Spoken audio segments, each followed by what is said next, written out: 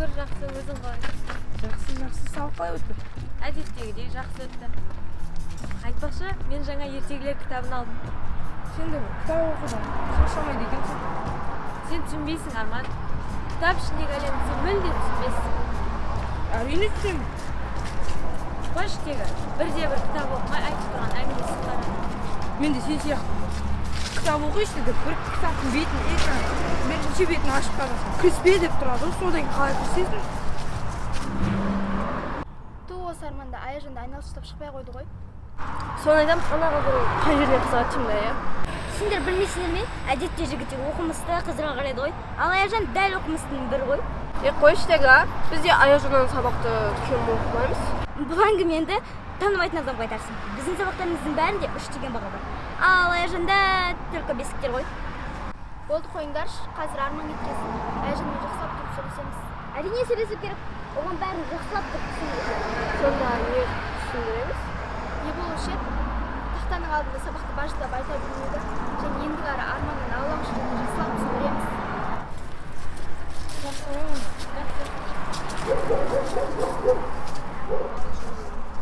Охо, біздің жұлдызда көретін күн бар екен ғой. Соны айтам, кітапханадан шықпау үшін бүгін бір жарық бейнеге шығып қалыпты ғой. Түсінбедім, қыздар, сендерге не керек? Бізге сен тыныш жүргенің керек, басқа ештеңе керек емес. Мен онсыз да тыныш жүрмін ғой. Жұмаға сен қайтаға бәрін бүлдіріп жүресің. Мектепте сен мұғалімдер мақтайды, Арман да сен айналшылап шықпайды ғой. Осы бізге ұнамайды. Мен сонда сабақты жақсы оқығаным үшін кінәлімін ба? Иә, әрине кінәлісің. Сен сабақта тапсырмасын айтқан сайын мұғалімдер неге Аяжан сияқты оқымайсыңдар деп миымызды жейді. Арман да сенімен ғана аласың. Қажет сәнден келсең де оның көзіне түсе алмай-ақ қойдың. Сен ақ тақтаның алдында сабақ айтып көзіне түсе бересің. Сондықтан да сабақты жақсы оқымай, тұрмысшы. Біздің жынымызға тек.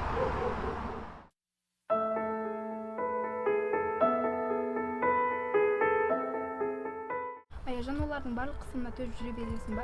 Шамамыз жетеді ғой, неге оларға қарсы күреспеске? Олар бір күні барлығын түсінеді, сосын қояды. Қашан түсінетіндері де белгісіз, саған не істейтіндерің де белгісіз ғой. Қашан төзіп жүре бермекшісің? Қойш, оларды әңгіме еткеннен еш пайда жоқ. Одан да маған сен айтшы, кешегі кітапты аяқтадың ба? Мен өз кітабымды бітірдім. Жоқ, әлі оқып едім. Сенің алған кітабың ертегілер жинағы емес пе? Ем арасында оқып қойдың ба? Әрине, қазақ ертегілері өте қызық қой. Мысалы, жақсылық пен жамандық ертегісі. Мен жақсылық атты кейіпкерге қатты ұқсағым келеді. Ой, сенге қызық армандай екенсің. Одан да маған жұмысын көрсетші, мен түсініп алайын. Жүр кетіп үйге, сол жерге кірісті. Өте қызық екен, қатты керемет. Қасына досын ертіп қайда барады екен? Мектепке барамыз, сендер бармайсыңдар ма не? Сен бізде не жұмысың бар? Мен сол сұрақты қойып емес, бізде не жұмыстарың бар? Оха, бұларға да тербетіп қалыпты ғой, иә?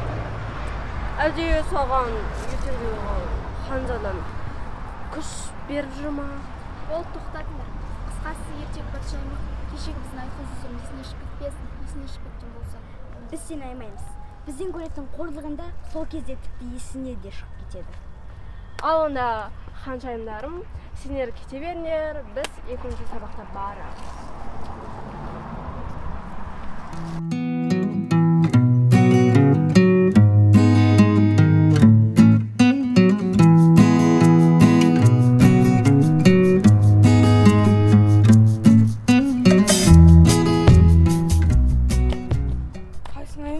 Жақсы, өзің қалайсың?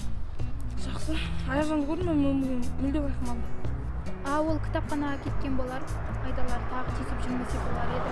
Айдалар оған тиісіп жүр, аяуға тиісіп жүр ме? Аяжан айтпа деп еді, бірақ айтуыма тура келіп тұр.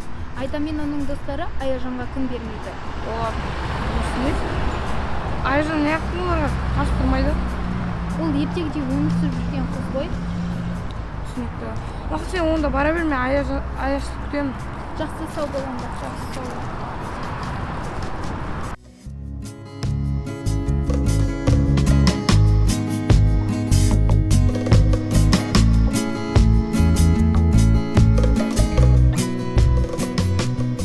Кітабыңды оқыттың ба, Аяж?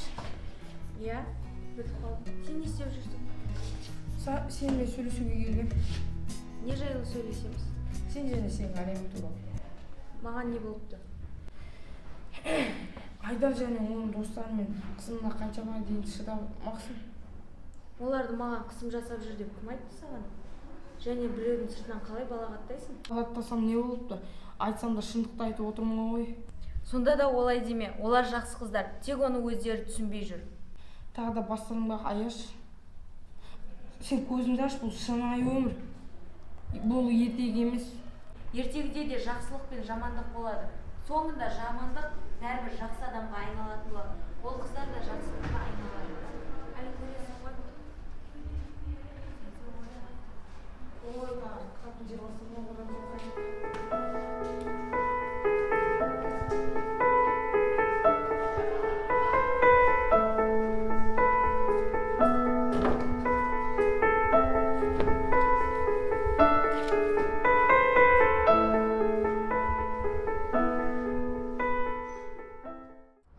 Бір жақсылап ұрсақ, соның өзі оларға жетеді. Қыздар, біз оларға түспей қойсақ қайтеді? Олар өз жерімен жүре берсін. Қалайсыңдар? Олардың сазайларын келтіру керек деп бастаған өзің емес пе едің? Енді не болды? Қыздар, біз оларды қорқытып алып, бәрібір жұрт көзіне жақсы болып көріне алмаймыз. Сондықтан өзіміз өзгертпесек, біз ешкім өзгертпесі анық. Не болды Айда? Сен де аналар секілді ертеңдер әлеміне кіріп кеткеннен салмасын? Біз де сабақ оқысақ, бұл әлем өзгереді ғой. Мақұл қыздар, енді ол жағын өздерің шешесіңдер.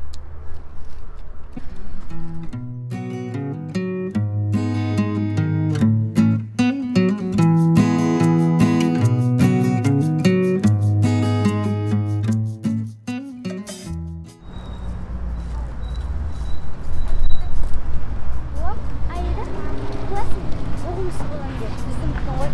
Соны айтамын, тіпті көрсетпейтін не болдық. Жоға, сендерге ұмытқаным жоқ, бірақ жақсы жаққа өзгерім келіп жүргені рас. Сендерге де кеңес берем. Сонда бізді жаман деп тұрсың ба? Әлде мен дұрыс түсінбедім. Айда, бір-екі сабақтан 5 алдым деп біз енді келеме жейін дедім бе? Су ішкен құдыңы түкірме деген білесің ба, сен қыз білесің ба? Болды Айда, қой. Бұларға сөзбен түсіндірсең де, ұрып түсіндірсең де түсінбесі анық. Одан да бұлардың деңгейіне түспей-ақ қой. Неден келіп тұрсың мен? Камила, бұл жолы соқтықпай жүргендерің дұрыс болады. Бұл сендерге ескертуіміз. Негізі біз де жақсы төбелесе аламыз. Бұларға да уже тіл шығып қойыпты ғой, уже. Ал оны көрейік. Сізбен басқа түсіндіре алатын сен ұмыттың-ау деймін. Уайымдама, кез келген уақытта баяғы қалпына салам. Болды Айда, қой. Одан да сабаққа барайық. Қазір кешігіп қаламыз. Сендер ма бізді ренжітіп жүрген? Айтайын да. Қайсыңдар қыздар? Насылсың қалайсың Айман? Достарың келіп жалғызсырап жүрсіңдер ма? Оларсыз-ақ күн көреміз. Сендер әлі түсінбегенсіңдер-ау деймін. Өзгеретін кезде өзгеріп алыңдар. Әркім өз жолын өзі таңдайды. Енді ол жерін өзіміз шешеміз.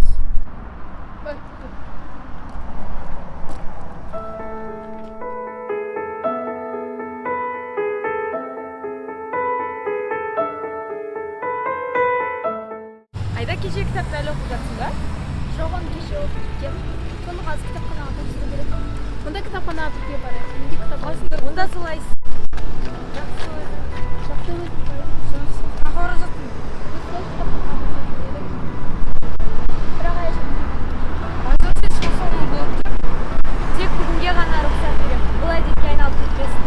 Жақсы сау болыңдар. Жақсы, сау бол.